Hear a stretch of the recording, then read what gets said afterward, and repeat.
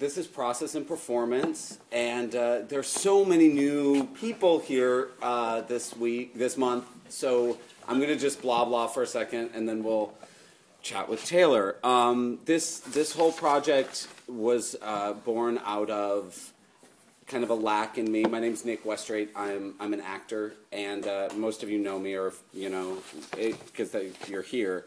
But I went to Juilliard, as many of you might know, and I just want to say it's a wonderful place. It's great. It's lovely. But there's a certain way of training I received there, and then I got out of school, and I started doing a lot more non-traditional kind of work. Or I started working with a few people who were non-traditional, and some that could even be called avant-garde.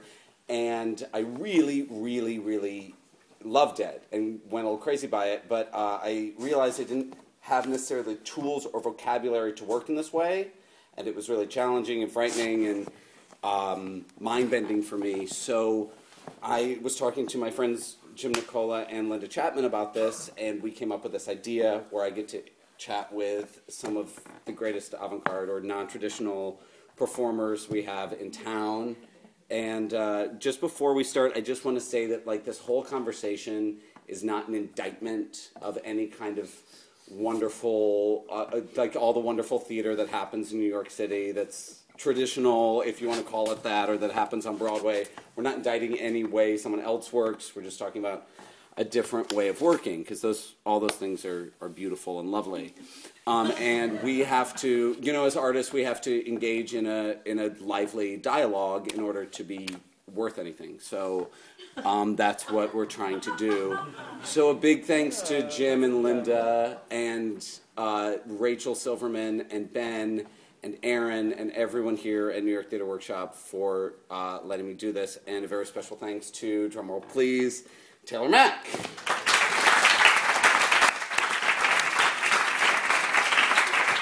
So just real quick, if you don't know, because you have never hung out in New York City before, Taylor Mack is a playwright and an actor and a singer-songwriter, and he's a director and a producer, and his plays include The Walk Across America from Mother Earth, The Lily's Revenge, The Young Ladies of, The Beast of Taylor Mack, Red Tide Blooming, The Hot Month, yeah, and he's performed at the Sydney Opera House, the San Francisco Museum of Modern Art, the San Francisco Opera House, the Public Theatre, the Spoleto Festival in Dublin, in London, at Soho Theatre in London, PS 122 here, Dixon Place, and he's currently rehearsing at Classic Stage Company for A Midsummer Night's Dream, which goes up in April, and he's also appeared on television. He has an Obie Award, and so many grants, awards, publications, we'd be here all night. So without further ado, Taylor Mack.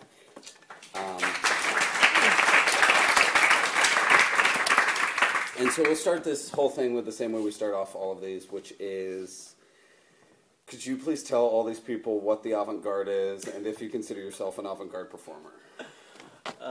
I think of myself as a traditionalist.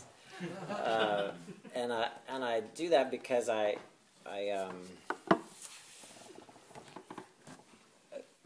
was doing this research about how the Greeks used to perform, and they had these mask work, and what I do is kind of a mask work often, and they also had these big arm extension things to make themselves bigger, and often my costumes are rather theatrical and have big extension things on them, and they had platform shoes that they would wear that were about this high, and I often will wear platform shoes when I perform too, and then they deal with heightened language. So, and my shows often have heightened language in them, and certainly heightened circumstances, and that's what they dealt with as well. And there was a certain Aristotelian structure to their work, and my stuff has Aristotelian structure to it. So I think of myself as a traditionalist, and I think of like method and realism or naturalism. I'm not an intellectual, but I want to be, and so I often get realism and naturalism confused. I know they're not the same thing, but that to me has been around for about 100 years now, and that's the avant-garde. You know, when you go, Law and Order is avant-garde. And so I think of what I do as traditional work. So that would be my answer to that. Do you consider yourself a drag performer? I don't not consider myself a drag performer. I oftentimes when people interview me or they see my shows and they say, "Oh, you don't have to do that. You know, you don't have to be a drag performer." Or they go, "Oh, you're so handsome. You don't have to do drag." Or "You're so talented. You don't have to." And it pisses me off. I think, what do they think drag is? I don't.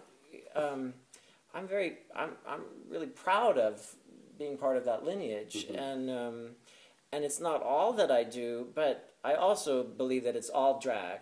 So if you think you're not a drag performer, you're a fool, because it is all drag. It's if you're wearing jeans and a t-shirt, you're wearing status quo drag, you know. And some drag is just more interesting than others, and I try to wear interesting drag. You know? But I think that, you know, when people come to the theater for a heightened circumstance. So when I'm doing my shows, I try to create characters or put myself in a situation that is a heightened circumstance, and I try to create an aesthetic that matches that. That's where it comes from. And do you use that drag, like you were talking about the Greek mask? Do you think of it like that mask, or like a clown mask? Or I don't think of it as hiding. I think of it as exposing this part of myself that I wouldn't normally expose. Mm-hmm. So right now I'm in my relative man drag, right? So when I'm walking down the street, I don't want people to notice me when I'm dressed like this, or in a major way notice me. So when I'm wearing my theater drag, then you're supposed to be the most interesting thing in the room, and you want everyone to notice you, and so that's just the difference. It's just a different storytelling technique. If I was playing a character that didn't like to be noticed in the world, then probably the costume designer would dress me in jeans and a t-shirt. Right. And so that's just how I think of it. And the drag really kind of comes from the solo work that I do. It rarely has it gone over into the plays, although, you know, in Lily's Revenge I played a flower, so you could call it a drag, but it's a flower drag. It was flower drag, and yeah. And so when I'm doing my solo stuff, I always think, well, I'm supposed to be the most interesting looking person in the room, otherwise somebody will look at that person over there. So I better do that. And where did you come up with that drag, the Taylor Mac drag persona? Like, did it just happen organic? Did you just decide you needed to put on a fierce outfit to do a cabaret act? Or? No. I mean, I was thinking about, it's kind of conceptual. I joke about it being conceptual, but it actually is. And it's, when I first started, I would say, what about myself don't I want the audience to know in relation to the topic that I'm talking about? And then I would say, okay, what does that look like? Once I decided what that was, and I'd write down what it might look like, and then I'd try to piece all that stuff together and create an image out of it. So that's why, because your drag is very different from piece to piece. Yeah. From solo show to solo show. Yeah. So in going back, where are you from, and where did you first start doing all of this? Where are you from? I grew up in Stockton, California, which is the #1 place now in America, the largest city in America. I can't believe it's a city, but it's the largest city in America that has gone bankrupt. And when I was growing up, it was the murder capital of America. And then, not too long ago, it was the #2 place in America where people default on their home loans. So it was a pleasant place to be. And then did you go to tract housing? Is it Northern California? Near Sacramento. Did you go to school for acting and for theater? I did. I went to, first I went to San Francisco State and kind of studied there for a year, and then I left school to do this other thing. And when I came back, I couldn't really afford school anymore, so I just would go to the classes. And the teachers all thought I was in the classes, and then I just would take the class, and they all just, you know. So I did that for a year, and while I was in this show called Beach Blanket Babylon, where I dressed up like a poodle every night for eight times a week and sang Run Around Sue. And then I came to New York and I studied at the American Academy of Dramatic Arts, which is a vocational training program, very method-based, and where Ethel Eichelberger went to school, believe it or not. And, and which, you know, it's very funny because they don't list either of us as alum. I wonder why. Yeah, and so that's what I... And it was like a very method-based, like we're going to do like an method-based. Arthur Miller play and an Odette's play and a thing like that. And which was great. I learned so much. I got a great foundation, and I use it all the time in my work. But it's not the only thing I use. And then when you left there, how long between that and when you did you do regular plays and stuff like that for a while before you started making your own work? Yeah, I mean, you know, we were just talking about how all the regional theaters tend to look at what was done in New York the year before, and then they do it. So, so it was that kind of work. It was kind of third-tiered creative, not to be judgmental, but not where people weren't bringing that much vision to the project because they'd seen it in New York and they were trying to copy what they'd seen in a way. And this was before that director sued somebody for taking who was the director that sued? Love, Valor, Compassion director. Oh, he sued some regional theater for taking his staging, you know. But so before that, this was, you know, that's what people would do. They just go to New York and they write down the staging, and or maybe it would just stick in their minds. I don't know. So you'd always feel like, you know. So I've done 2 productions of The Little Foxes. After Stockard Channing was in it, you know, everyone did The Little Foxes. So I played Leo in The Little Foxes, and you know, Gross Indecency, and a bunch of stuff like that. You know, all over, and I could never. In 7 years of submitting myself for auditions, I got 2 auditions, and submitting myself on a regular basis, nonstop. I got 2 auditions. So the only gigs I would get were from recommendations or from open calls. And then I always kind of didn't like doing the work because it wasn't. I probably had judgment about it. Right. It was not that it wasn't good. I just had judgment about it. So it was 7 years until you said "fuck this" and wrote a play. No, I was writing plays while I was doing those the regional theater gigs. And I, because you go there and you're in some town, I don't drive, so I couldn't escape. And I, you know, literally would be in this residency, unless it was a nice place to be. Usually you don't know anybody, and usually they're small casts, so there's not a lot of people to hang out with, and so you just have all day off, and then you do a show at night. So I started writing, actually, probably because I wanted to write. I mean, I would assume that's why, but also because I thought, well, what am I going to do here? So that's when I wrote my first play, and that was maybe 95, maybe. And was that a solo piece? That was no, it was a play. It was called The Hot Month, and it was a 5-character play. And it was a little non-linear and a little funky, a little weird. And it's a little embarrassing now to read it, but it's to go back and look at. Yeah. Is it ever? Do you ever see it done? Have you seen it done again? No, it had 1 production in New York, and then it hasn't been done since. And then what? And then from there, when did you start creating the solo work and your? Then it was, you know, a lot of temping and catering and, you know, in between acting jobs, and I went to Provincetown, and I saw these. I was working on a solo piece of mine that didn't have the drag in it and stuff, and then I saw these 2 queens there, Brandon Olson and Johnny Woo, and they were doing a performance art piece there, and it was the kind of drag I'd never seen before, and I feel like a late bloomer in the drag world, because I joke about this, a lot of my friends, it seems like they came out of the womb saying, "Where's the eyeliner?" You know, and it took me a while to figure it out that this was my calling, and it was a combination of that. So I had auditioned for Hedwig. They were replacing, I think, Michael or John. I forget who they were replacing. But so I auditioned. I got a bunch of callbacks. I went to an open call. Got a bunch of callbacks, and then they finally got me a ticket. And I didn't know what it was, and I saw it, and then I was kind of weeping in the audience because I thought, oh, I really want to do this, and then they gave the part to Ali Sheedy, but then I say to myself when somebody's, this is the rule that I have, when somebody says no to me, I just say, okay, well, I guess I'll do it myself. I'll just tell it.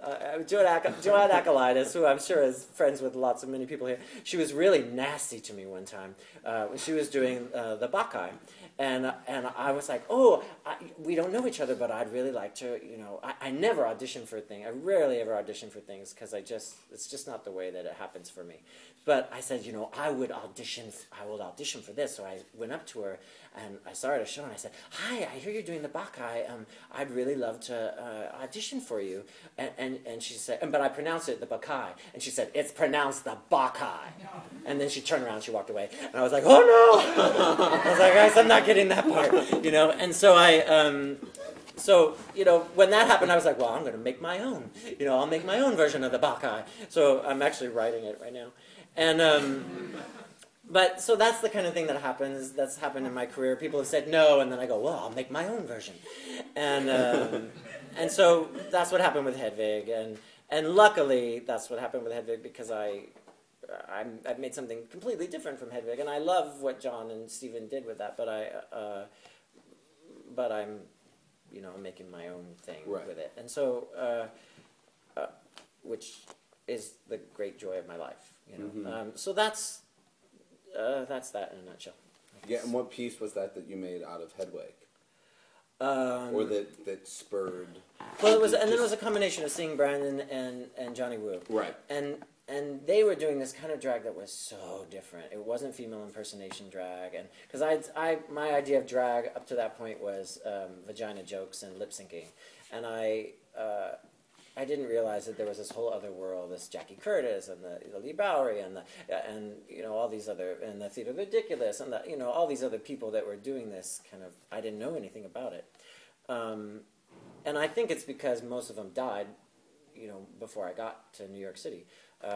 So it's the generation before me just kind of they all died from AIDS. So there wasn't anyone there doing it right when I first moved here. At least I didn't see it around. So so when I finally saw Brandon and Johnny, I something clicked inside. I thought, oh, that's it. So then I realized I could make my own kind of version. Because it had that kind of theatricality without. Yeah. The kind of theatricality you were seeking. It was varied. It wasn't homogenous. It wasn't about selling an ideology or it wasn't about materialism, and it wasn't about pure entertainment. There was depth, other kinds of things, and the drag that's about pure entertainment I love as well, but it's just not the kind of thing that I wanted to do. That I felt like that was what I was supposed to do, and when I saw them do this, I thought, oh, and then I started doing research, of course, and discovered a whole world. A whole world, and and that whole world led you to create something that a lot of people call performance art. But do you think of your work when you create it, your drag work or your plays, as just all the same thing? Is it just all theater? I call them plays. Yeah. I think it's all theater to me. They're doing the Iliad here, and that's a play taken from a storytelling in pubs, but they just didn't know to call it a play yet when they were doing that. They're plays. Everything is a play. What Karen Finley does is a play. What Penny Arcade does is a play. They don't call them plays because they don't like plays. They think they don't like plays. They think that plays are bus stop. You know what I mean? And they don't like that. So they've decided to call them performance art. But for me, it's a play. It's just you hear this in the performance art world all the time. Oh, I hate theater. Oh, I hate plays. Oh, I hate, and you think, what are you talking about? It's the same thing, but that's just what do you think that? But you like plays? Do you like plays? Love them. Yeah. But what do you think that is about? Like, I love reading them. I love Karen Finley hating plays. I don't know if Karen hates plays. Oh. I shouldn't say that. Hypothetical. She probably loves plays, but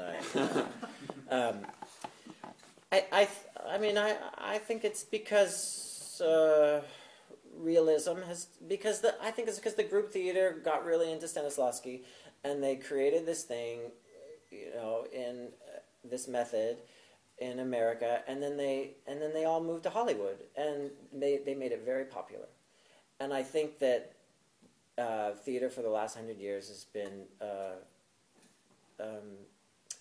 in some ways, struggling with that. I mean, not in some ways. It has been struggling with that everything we do is based. You cannot read a review in the New York Times without the reviewer mentioning something about a movie.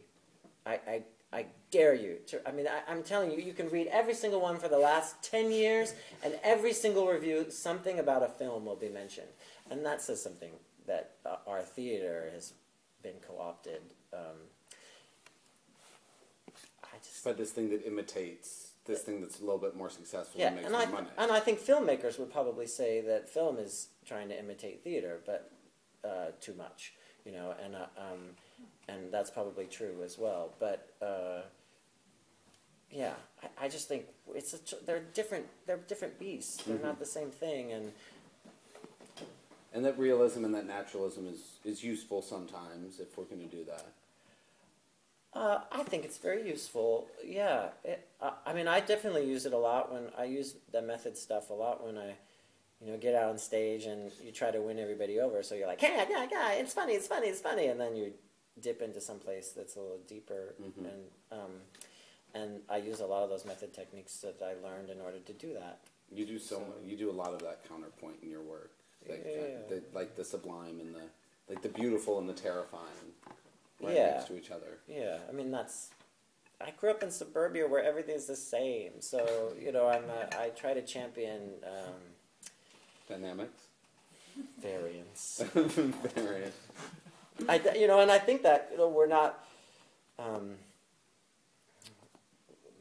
why I wanted to be an actor in the first place and why I wanted to work in the theater is so that I didn't have to be the same thing all the time. And this notion that you learn from seeing other things. I think a lot of people go to the theater, or they've been trained to go to the theater to see themselves.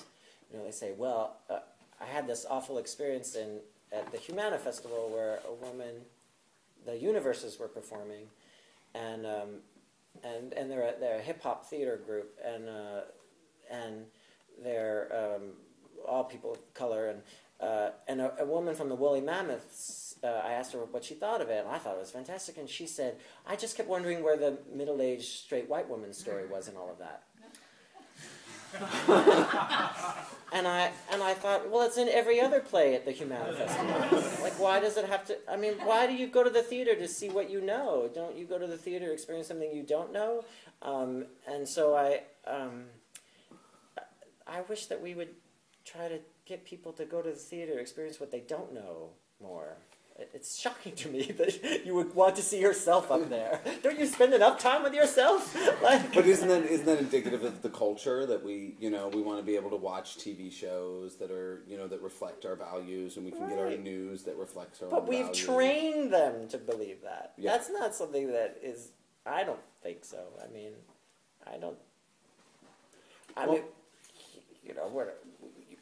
Medea. The Greeks are all the. Greeks are sitting in all those soldier Greeks that are forced to watch all those plays. They're sitting there and they're watching Medea. They're like, well, maybe they can relate to Jason a little bit, but they're not. They're not seeing themselves up on the stage. Like it's a man dressed as a woman up on the stage. In a mask and slaughtering her children. He's slaughtering her children. That's not the. What are you talking about? You want to see yourself? Like that's. And we were. You want to see maybe what you're capable of. But that's not necessarily who you are at this moment. Well, do you think that it has to do with what we were talking about earlier about cost? Like, plays not having a cost, But then that consequence, like plays of consequence, you know? Yeah, so that there are so many plays don't without any consequence to them. Yeah, I mean, in the playwrights, we call it a dramatic event where the thing happens, and as a result of that thing happening, nothing can be the same, right? Afterwards. And 9 out of 10 plays that you see, modern plays, don't have that in them. And it's partially because I think people are trying to figure out something new than the Aristotelian model. And so, fair game, go for it. But I think it's also just because it takes a lot of work to figure out that and to craft it well, and I think people are afraid of it. I think a lot of theater artists are afraid of that dramatic event. It's like self-sabotage. You don't make your dramatic event happen because you're trying to ruin yourself. Aren't we always trying to ruin ourselves? So yeah. I think that's part of the reason why we don't see that. And then there's that other thing is people are trying to figure out a different way other than this model that's been around for hundreds of years. Right. Going back to performance art, and a friend of mine who's here said in one of these that the difference between performance art and theater and stand-up comedy is just the venue. You know, it's just like if you were to take a certain play and put it on in the MoMA, it would become performance art. Right. Or if you were to put something from the MoMA in, stage 2 at MTC, it would become an MTC play. Oh, that's what happens with me all the time. It's if I perform at the MoMA, it's performance art. If I perform, at La Mama, it's avant-garde. If I perform, at the whatever the public, well, even in public, it's kind of, they call it avant-garde. It depends on what I'm wearing. If I'm wearing high heel shoes, it's avant-garde, and if I'm wearing flats, then it's called theater. And we were talking about earlier that why is it that those plays why can't they move those venues? Why can't we do the Lily's Revenge at MTC or at any theater? I love MTC. Yeah. A lot. You know what I mean? Yeah. Well, what is or on Broadway? Let's just call it Broadway. This is probably controversial, and this is coming from a relatively young person talking about a movement that got started, the nonprofit movement that got started to give a voice to artists that didn't have a voice in the culture. So my judgment on it is just know that it comes with some admiration for those people who did that. But I do feel like we have been training our audiences for years to think of this work as 2-week runs, 4-week runs maybe. Nonprofit work is work that you don't really want to see unless you're a devoted theater kind of, unless you really like avant-garde work, And I use the example of Well when I talk about this a lot, because Well is very traditional play, and not traditional in the in the Greek sense too. But I love that play. I think it's fantastic. But when it went to Broadway, the marketing people and everybody around, all they talked about is how risky it was. It's so risky. So what happened? Everyone was like, well, we don't want to see that. And they didn't go, and it closed. And I thought, it wasn't risky at all. The only thing that was risky about it is that it started here, right? I mean, it started at the public. It started at the public. That's the only thing that was risky about it, is it started below 14th Street. It's not a risky play. Maybe there weren't movie stars in it, but there's lots of plays on Broadway that don't have movie stars in them. But they advertised it like it was, the producers were taking this big risk on this crazy lesbian named Lisa Crone, and I feel like that's because we've been training audiences to I've talked about this too. The Alexander McQueen was the biggest selling show in MoMA's history. That's avant-garde fashion, right? And then something that's downtown, like Richard Foreman is about the equivalent of Alexander McQueen as far as theater goes, right? But you would never move a Richard Foreman production uptown. You know, he could direct Three Penny Opera uptown, but you would never move that production uptown because, and yet the audience is there for it. But the fashion world has been telling them that this is really cool to go see this avant-garde fashion, and so everyone goes. Mm-hmm. And the theater world has been telling everybody, the mainstream audiences, that that it's not what they want to see, and so nobody does. You know, but I think Cats was freaking avant-garde. I mean, Cats is a bunch of cats singing on stage. I mean, in a junkyard, that explodes into the audience, and they sing Angelical Cat, that line, Angelical Cat, for like 20. You were just talking about aliens and how the what was the word? Oh, the ladder. Ladder. Yeah. She says Annie Baker wrote that word ladder, 70 times or whatever that he says, and then in the play over and over and over again. Well, that happened in Cats. In the 80s with Jellicle Cats for Jellicle Cats, Jellicle Cats for Jellicle Cats, Jellicle Cats for Jellicle Cats. I mean, it just goes on and on. That is avant-garde. The audience is, and that's one of the longest running shows in the history of theater. So I just think, it drives me a little insane that the Lily's Revenge should be running still today. It should still be running. And I know there were 36 people in it, but you can run them in rep. You could run it in rep, and it could still be running today. But that's, so blah blah blah. More personally, what's your relationship with that audience? What's your relationship like with the audience in the solo show medium versus when you're doing something like The Lily's Revenge, or you're doing a full play, or like when you'll be doing Midsummer? How do you, just as a performer, what is your relationship like with them, and how do you find that different between doing a solo show and a non-solo show? It's just easier to do the solo show. It's emotionally harder to do a solo show, I find, but way easier as far as the logistics and producing. And I mean, that's well, no, or just in how you think about. You were talking about winning them over earlier, like me, and then that happens. Yeah. Well,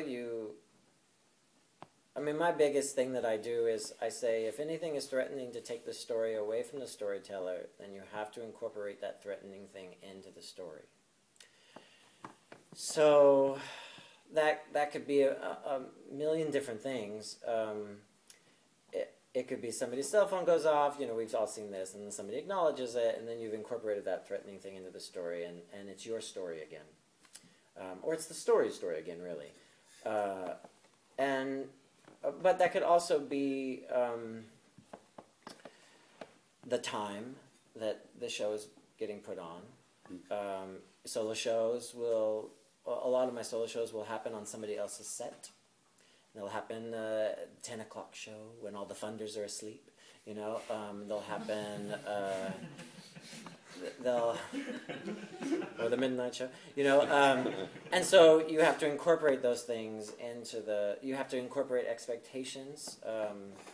So, the Spoleto Festival down in South Carolina, there's a lot of expectations of what the Spoleto Festival is, and they would come and see me. Both times I've been, they come because it's the edgy show. They always program one edgy show every year, and then people like to stand up. And when Iko and Como were there, somebody stood up and said, "Take it back to Tokyo!" They were so mad at them because they were naked on stage and moving slowly, So they love it. They love doing that. They love coming and shouting at you. And when I was there, somebody shouted, I was talking about Obama, and I said, "Can we all acknowledge Obama is not a Muslim, but that's just a tactic to try to stop him from getting elected?" And a woman stood up and said, "Yes, he is!" I mean, it's hardcore. But it's all these, it's the oligarchy. You're performing for the oligarchy down in Spoleto, because it's really, I mean, a billionaires are in the audience. And so there's a certain expectation that comes with that, and then you have to incorporate that into the show. Now, if you have an ensemble show, that happens less for some reason. I think because the audience comes with an expectation that ensemble shows were rehearsed, and so like my solo shows weren't rehearsed, but the expectation is that the ensemble show is rehearsed. So we're supposed to sit and listen, So that happens a little bit more, and so you have there's less of incorporating the spontaneous things that happen in the crowd when you do. But you did a lot of incorporation of that with the Lily's Revenge. Yes, but I designed it so that stuff would happen. Right. We crafted it so that the audience felt like there was room for it. And even still, they pretty much sat quiet for the most part. Ever so often somebody would do something. And they didn't like to be disturbed.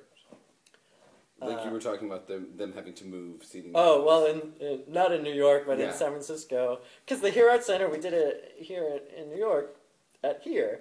And the audiences that come there and people that come see my work, they know that the rules are different, and in San Francisco, at the Magic Theater, this is a theater that's been doing lyric realism for almost 50 years, and audience there, performer here, never the twain shall meet. And they're subscribers, and they get the same seat. When you subscribe, they get to sit in the exact same seat every single time. Every show they've seen for 40 years, they've sat in the same seat, And I said to Loretta, I said, if you can do what the artistic director there, I said, if you could do one thing to help your audience, it would be force them to sit in a different seat every time they come to the theater. And in Lily, you have to sit in a different seat. That's part of the structure of it. And so.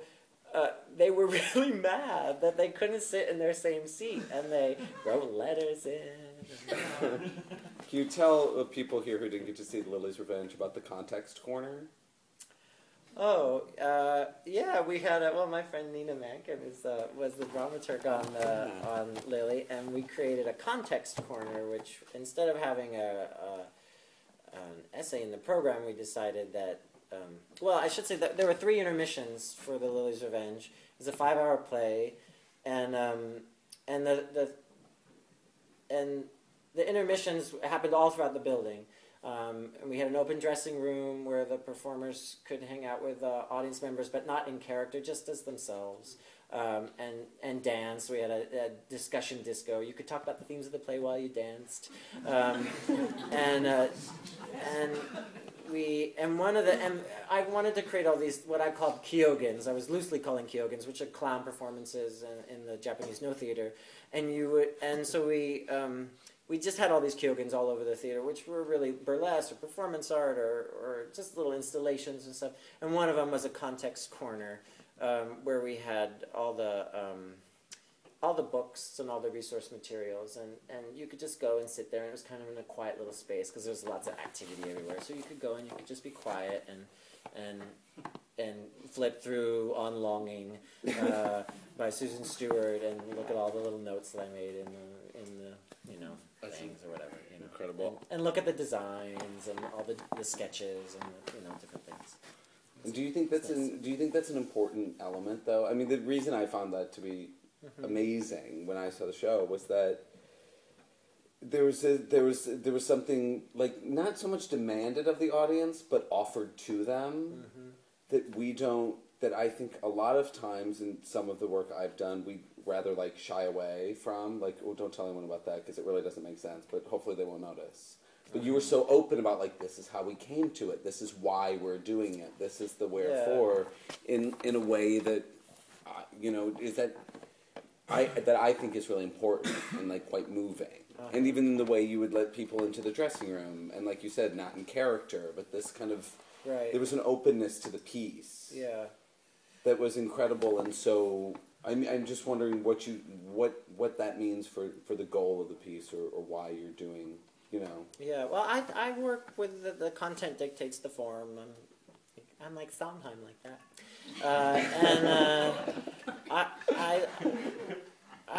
I said, what is this play about? And then we created the form for it. So I haven't had a context corner in any other play that I've done. The play was about honoring and acknowledging the past, honoring by acknowledging the present moment, and then trying to dream the culture forward with all of that information. So that was the structure Mm-hmm. seemed to say that we need to honor by acknowledging our resources, where this all comes from, and then help you stay in the present moment by showing you how the resources help create what you're seeing right now, and then offer it up to them to be able to say, oh, I'm going to go home and research more No Theater or Susan Stewart or whatever. Before I open this up to let all of these people talk, and the last thing I'd love to talk about is I'm really into homage lately. In my own work, like I love homage, and people who've worked with me know I love homage, and even though I rarely it's like me doing it is like my own private little thing, because I'm always in like normal plays where I'm like, Would you tell me what you mean by homage? Like, if I decide I'll decide when we were doing a natural act at CSC, I would decide like 3 lines would be Betty Davis. Uh-huh. Like I'm Betty Davis for these 3 lines. Right. It has nothing to do with the realism of the story, and it would do it in a way that no one would really know. Right. But I was being Betty Davis. Uh-huh. For these 3 lines, and I was in a dress and in some heels, and it gave me gave me something in that performance that allowed me to go forward in a certain power, and I just fucking love Betty Davis. So I'm wondering who those huge, if you ever use homage, or who those huge influences are, especially in the drag world, in the drag influences. Well, I feel like I never saw Ethel Eichelberger. I've seen video, but I never saw her. She died the year that I moved to New York. But I do feel that, I do feel like I'm part of that lineage, and I try to honor her almost in everything I do, just because there aren't that many of us out there that are doing the kind of work that we are doing. And not to say that her work was necessarily like mine, but there are a lot of similarities. And I find myself sounding like Justin Bond all the time on stage. I mean, I've listened to that Carnegie Hall album over and over and over, and it sneaks in, and we've performed together a few times, and I'm just, my jaw's always on the floor with that queen, and I learned so much. So, but you have to acknowledge though that what Justin is doing is, they're all doing Maria Montez, and who's this B-movie actress, and that the Theater of the Ridiculous based everything on, Playhouse of the Ridiculous based everything on, and Maria Montez, of course, was doing Cleopatra. So, and Cleopatra was doing all the drag queen Greeks, So it just basically, it's like we're all doing each other. But yes, I mean, Betty Davis was doing somebody. We don't know who it was, but she was doing somebody. She was doing something. I guess it's just like a bit of realization. Like, I realize when I do certain things that I am doing somebody. Yeah. Or that there's such a heavy influence from one direction. Anyway, we've been going for a little while, so I'm going to just open this up. I will continue to gab if you don't, because I have a good 8 pages of notes here. But if anyone wants to raise their hand and jump into the fray, anyone right now? What work, when you decide to do a work, or you want to do a work that's not something that you've created yourself, what are the aspects that go into your choices and say, boy, I really got to do this, this really grabs me? Oh, well, I mean, for Midsummer, which I'm doing right now, it's because I haven't done anybody else's play in over 10 years. I have done a couple things here and there, but 3 performances or something like that. I haven't actually done a full run of anything. And I haven't done Shakespeare in 12 years, so that's what drew me to it. I've been so eager to be in other people's plays, and the minute I finally was just like, I want to be in other people's plays. I put it out there, in Facebook or even whatever, and now I'm going to be playing Shantae and the Good Person of Szechuan upcoming. I shouldn't announce who or where because I don't know if it's official yet. But and somebody asked me to do the MC in Cabaret, so it's just basically. So I'm going to go do that, and that's why I made that decision, because I wanted to work with Steven Skybell, you know, because he's so good. And I wanted to say those words, and I wanted to exercise those muscles that I haven't exercised in a while. So that was that decision. It was purely based on I haven't done it in a while, you know. And I can't say that there are other examples because it's been so long. But I tend not to want to do drag in other people's plays. Often I've gotten a lot of offers to do drag in other people's plays, and I feel like my drag is so it's beyond me, and I feel like I owe it something. So I don't want to. People have a vision, you know, when they're directing their plays, and their idea of drag is different from my idea of what I've been developing. And so I try not to do drag in other people's work. Ever so often I have, and I usually always regret it when I do.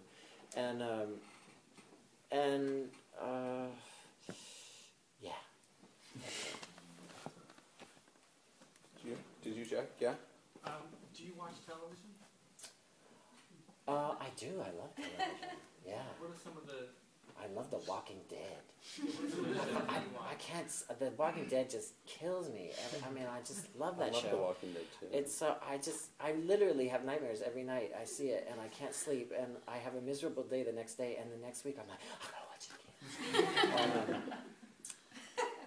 I mean, I think because it's like this heightened, crazy theatrical thing. It's zombies attacking people, and I love Mad Men. You know, I like the smart shows. I think that RuPaul's Drag Race, this season, the prior seasons, what I wasn't so into. This season is profound. It's so good. Everyone should watch it. It is profound. It is deep. It is outsiders being forced to compete and transcending competition, and yet living in competition all at the same time. It's deep. And these are not outsiders like, oh, you're an outsider. Everyone's an outsider now. No, like, outsiders like, you know, your dad gave you AIDS and you know, beat your face in and you lost all your teeth. That kind of outsider. You know what I mean? Like, it's hardcore. It is deep. It's deep. You should all watch it. It's so moving. I said to a friend the other day that I wanted there to be a RuPaul Masters. Because I was preparing, and I was like, Taylor Mack could be on RuPaul Masters. Oh, and no. could get like the greatest I would never in a performers of all million. time. I would never in a million years do something like that. I get offers all the time to be on like America's Got Talent, and what are some of the other ones? Somebody casting directors, the Voice, and basically they want me to humiliate myself in front of all of America, and then and make money and. Off of my 15 seconds, you know, and I just care too much about it to do that kind of shit. It's so offensive. That kind of stuff is really offensive to me. Can you tell everyone here about your upcoming songs? Yeah, please. I'm working on a 24-hour concert of the history of popular music. It's going to be 24 hours nonstop. We're going to do it in the spring of 2014. I am working about once a month, doing a different decade. We're starting, it's the history of popular music in the United States. Not necessarily American music, but music that was popular in America from the beginning of the Constitution. So from the 1770s to the present decade. And once a month we're doing a little workshops at various places, primarily Joe's Pub, but in May we're doing the Jewish Community Center, and a couple other different places. And so I'm taking a decade at a time so that I can learn the material, because there's over 300 songs. And we're going to have 24 musicians on stage ultimately, and we'll lose a musician every hour. Until it's just me having stayed up for 24 hours singing nonstop. And the whole concert is about imperfection and how imperfection can build community. And a pop song is essentially, or a popular song, usually they're imperfect. And so how can we, and yet they do a wonderful job at building community. And so it's kind of, I had this very profound experience years ago when I was performing at the Splash Bar. It was a competition, it was a performance competition, and my friend Julie Atlas Muse and I were there, and a couple other queens that lip synced and stuff. So I get out on stage, and if you don't know the Splash Bar, it's, they call it the Bridge and Tunnel bars. Everybody comes there. It's status quo gay, the status quo gay, and so they're all there, and I sing my fucking guts out. I sound so good. I'm hitting high C's. I'm like, I never hit high C's. I'm sounding so good, and they afterwards they're like, right. And then Juliette's Muse, she goes out, she does her number, she's brilliant, she's fantastic, she's better than I was. And again, they're like, and then the queen goes out there, she takes her teeth out, she's got 2 teeth, and she lip syncs badly to this pop song, My Pussy and My Crack, And the audience goes insane for her. And she won the $100, and, there was a competition, and we all needed that $100 to pay our rent. And she won, and it was, and I learned that evening that sometimes imperfection is better than perfection. And not that I was perfect, but you know what I mean. And that it can create magic, and then I realized some of my favorite singers were people who can't sing, like Nina Simone always sings just a little bit under the pitch, and Patti Smith, she just screams, and they're my favorite singers, and I thought, well, why is that? And it's because they're storytellers, and that their goal is to build community, not to impress you with their vocal athletics.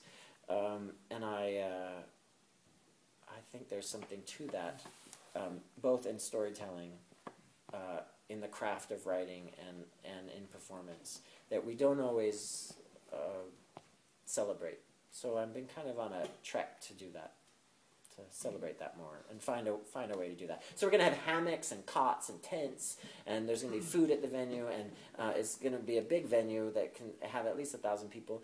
And everyone will be encouraged to stay for the whole 24 hours. And you can leave if you want to. Nobody will be tied, but that's what we're going to do. It's like a lock-in. Did you ever have lock-ins in middle school where they locked you in the gym and you got to bring your sleeping bags? And... Oh, well, we won't be locking the door. We won't have a lock-in. Did someone have their hand up? Yes? No? Did we? No. Will you tell the story about what happened in the 1770s concert? What you did at the end? Oh, well, I did it kind of in a third way through. I gave all my old drag away. 12 years worth of drag we gave to the audience. And then they all started putting it on, which was so sweet. Everyone was dressed up in my drag. It was an emotional night. And there were some hoarders. Some people were hoarding. And some people were jealous of other people. Of other people's drag bits. Yeah, but it was quite sweet and wonderful. I heard you say in an interview once that that success and failure are very often the same thing. And I just thought of that while you were talking about this imperfection thing. Yeah, but can you talk about that a bit? Well, then there's...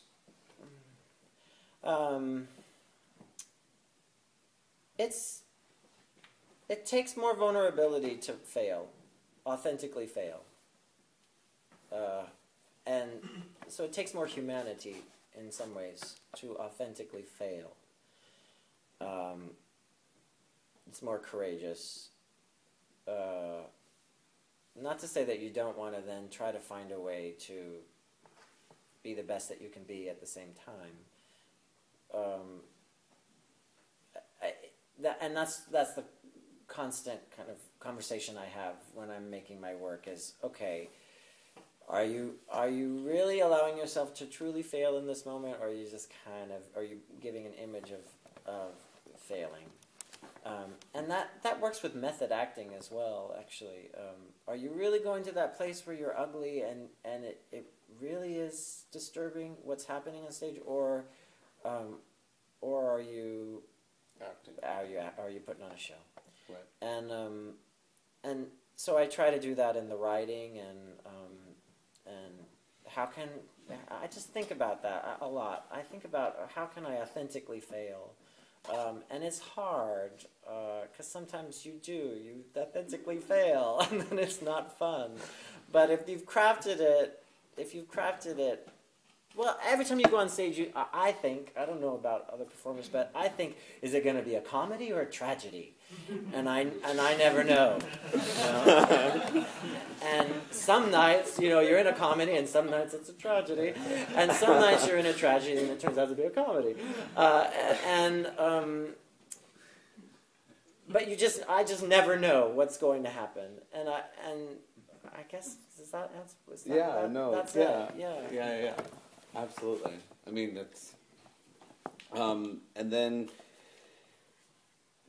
going off of that, of failing and how personal your work is, the first thing I saw of yours was the Young Ladies House. Mm-hmm. And then it was an insanely personal piece of work. Mm-hmm. And I was just wondering if you could talk about what that was like. It was Taylor, I don't know if you didn't see, it was a piece about your dad. Yeah. It was really about, I do this a lot. I use metaphor in my work because I think I like metaphor. I think that's people used to use metaphor all the time, and now everything is, the Pope got all against relativism, and now you're not allowed to have metaphor. But everything is, it has to be what it is. But it was about the polarization of America, and I used the relationship that I have with my father to express that. And he died when I was very young, so I didn't really know him, but I had all these assumptions about him because he came from Texas, conservative, military, very macho kind of family. And here I am, this New York, blue state drag queen, so I thought, well, there's a story there. So I used our story to talk about a bigger story. And sadly enough, I think because we have trained audiences to not look for metaphor, oftentimes, I shouldn't say that. We've trained our reviewers not to look for metaphor. And so I think, people would just talk about it. When people wrote about it, it was just always about me and my father, but there was very clear craft in it that made it about the polarization of America. It was not. I didn't think of it as. I joke about doing therapy on stage. Well, why should I pay a therapist when people can pay me? But I don't like to do my therapy on stage. I do want it to be about something bigger than myself. Yeah. But I also think that the more you risk, personal risk, the more the audience will get something out of it too. Well, it's also amazing because you use like a personal thing to create a metaphor in the same way that you use your body in those solo shows as a literal canvas. Right. Yeah, and the drag is all a metaphor for something, and you may not be able to know what that is, but it's and you're not supposed to necessarily, but a feeling might come up. Right. I have to check on because there are people who have babies. Do people still have babies? Do we have what? Metaphoric babies. Do we have any more questions from you guys? I feel like I'm completely monopolizing what is a open forum. I have a question. I feel like what you're kind of talking about in terms of the audience and training the audience and how sort of these other art forms have really trained our audience to be okay with something that's outside of the norm. Mm-hmm. And theater really hasn't gotten past transforming our spectators into witnesses, kind of. And it seems like that's kind of what your work wants to make them do. That's an interesting way of saying it. How do you do that? Do you have any ideas of how to train? Do you feel like that's what you try to do in every work that you do, is try to make them witness something or try to experience something with you? Or does that make sense? Yeah, it does make sense. Romulus Linney taught me that you have to start your plays off slow.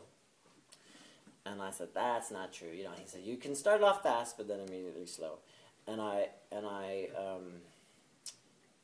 after I rebelled a little bit on that, and then I realized he probably is right, that if you look at any play that's lasted more than 2 years in the canon, most of them start off slow, and I think that that's because you're giving the rules of engagement to the audience. People get really upset when you talk about training the audience, like it's condescending to them. But that's what you're always doing. And that's our job, is to know what it is that people need. I think one of the big problems in culture, our culture in general, is that we're always trying to get the audience. We're always trying to get the audience to tell us what they want, instead of recognizing that we went to school, we trained, we dedicated our whole lives to trying to figure out what the audience needs. And if a plumber comes to my house, I don't tell the plumber how to do his job. I tell him, oh, this is what's going on, but I figure he's going to look and see what's happening, and have the solutions, but because the arts, I think people, feel like we have to apologize for being artists or something. So we always feel like we're not in a position, we shouldn't be telling people how they feel or what they need, And I think that's our job. We should be studying humanity. We should be trying to figure out what people need, because if they tell us what they want, all they'll say is High School Musical Part 5. Right, and then that's what you get, and we see that happening over and over and over and over again. We only want what we know. Well, that's not really what they want, because you go to the productions at various theaters around town, and you see the audiences that are getting what they know, and they sit there and they watch it like this. And then afterwards, they're like, "Oh yeah, that was nice. Where should we go eat?" And they look bored out of their minds, and so they're not happy. They're happy when you surprise them. I think a lot of theater is about surprise. You got to mine your material for where's the surprise in this, whether it's a delicate surprise or a big one. And as far as kind of training them to be witnesses or participants, you tell them very slowly in the beginning the rules are different, and then slowly but surely you can get, and sometimes I fuck up and I tell them too quickly, or I get too aggressive too early on, and then it doesn't work, and then I feel sad. But if I tell them slowly, if I welcome them into it, and get them comfortable, then I can do anything to them. Then I can fuck with them no matter,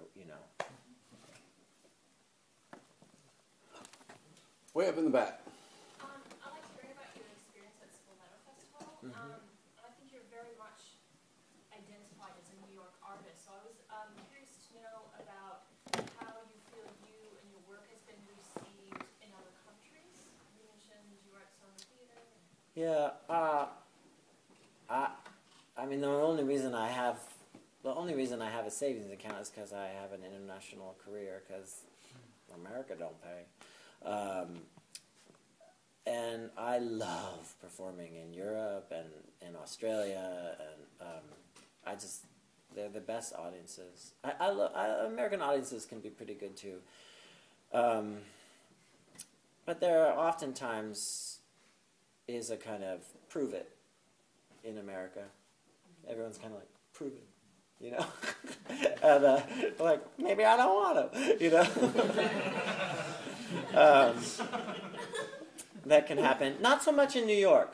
You would think New York would be all about, prove it. But actually, it's more places that feel like they're flyover cities, or, Portland, Oregon is the worst. Portland, Oregon is the worst. I mean, I love performing, and they're lovely, they're good people. But they're like this for the first half hour of the show. They're like, we can do that in Portland, just because you're from New York. They're like, whoa. I'm like, I'm not. Yeah, come do it. Bring your stuff to New York. That's, I mean, yeah. But I love it, and I think that in Europe, especially in the UK, audiences, though they come drunk more, they can be rowdier more. They're game for pretty much anything, even though they're uptight. They're uptight, but then they're game. And I really love the UK. I love performing in the UK. All I can say is get thee to Europe. If anyone is, why are you? Why, if you want to have a career, you want to make a living, go to Europe. Go to Europe. Go to Europe. Come back. Make the work here. Go to Europe. Well, that's what I would suggest, because they pay you well, and maybe everything's crashing now. Maybe they won't pay you anymore. But I mean, a playwright this is the difference. So a play of mine was going to get done in Scotland, and the National Theatre of Scotland, we'll just say, was going to do it, and they backed out at the last minute. And but the playwrights there get 10% of the royalty. And here, it's like if you get 7%, you've got a good agent. So a playwright there, and they tour all over, and they do all the. So you can come, if you have a hit play there, you're walking away, a mild hit play, you're walking away with 6 figures. Whereas here, you're lucky if you make $20,000, So it's a different world over there. Can I ask you? Sorry, Yeah. I'm videotaping, so I can raise my hand. Further to that, I wonder, what you would suggest if you could prescribe a new direction for the American theater. What would the paradigm shift be? Where would you like to see it go, even if it was even in the most idealized, possible universe? I would like more repertory. I think repertory is the answer to everything I've been complaining about tonight. I think that repertory allows everybody a place at the table, and it allows for long runs. So if The Lily's Revenge is in rep, right? It's this big show, 36 people, really expensive to put on. You could pay everybody, though, to do it twice a week, because then they could have other jobs. Well, but that's part of the conversation, is if we also doing rep more, then the union will need to adapt, right?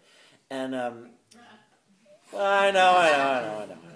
But that's the hope. We can only hope. But I also think that it asks for more collaboration. So basically a show that happens downtown, if it's in rep, it could run for 6 months, which normally would only run for a month, right? And